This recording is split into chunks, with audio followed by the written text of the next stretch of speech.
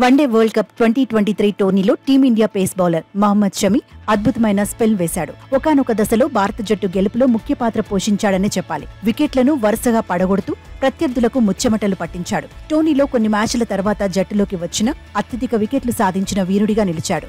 One day world cup టోర్నీలో చీలమండ గాయంతో బాధపడ్డాడు. పంటి బిగువున నొప్పిని భరించి ఐసీసీ టోర్నీని పూర్తి చేశాడు. వన్డే వరల్డ్ కప్ తర్వాత మహమ్మద్ షమి భారత జట్టుకు దూరమయ్యాడు. అప్పట్నుంచి మళ్లీ షమి ఎప్పుడొస్తాడా అని క్రికెట్ అభిమానులు ఎదురుచూస్తున్నారు. ఆయన రాక ఇదిగో అదిగో అంటున్నారు కానీ క్లారిటీ రాలేదు. షమి గాయం నుంచి ఇంకా పూర్తిగా కోలుకున్నట్లు లేదు.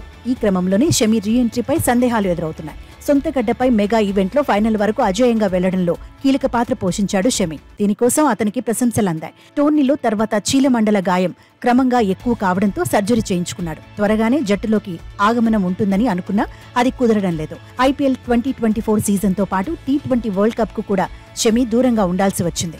తాను కోలుకుంటున్నట్లు సోషల్ మీడియాలో పోస్టులు పెడుతున్నాడు. కానీ రీఎంట్రీపై స్పష్టత లేదు. దాంతో షమి పూర్తి స్థాయిలో ఫిట్నెస్ సాధించాడా లేదా అన్నది T20 వరల్డ్ కప్ ను గెలిచిన భారత్ తర్వాత ద్వైపాక్షిక సిరీస్లతో పాటు champions trophy 2025 world test championship ఆడనుంది.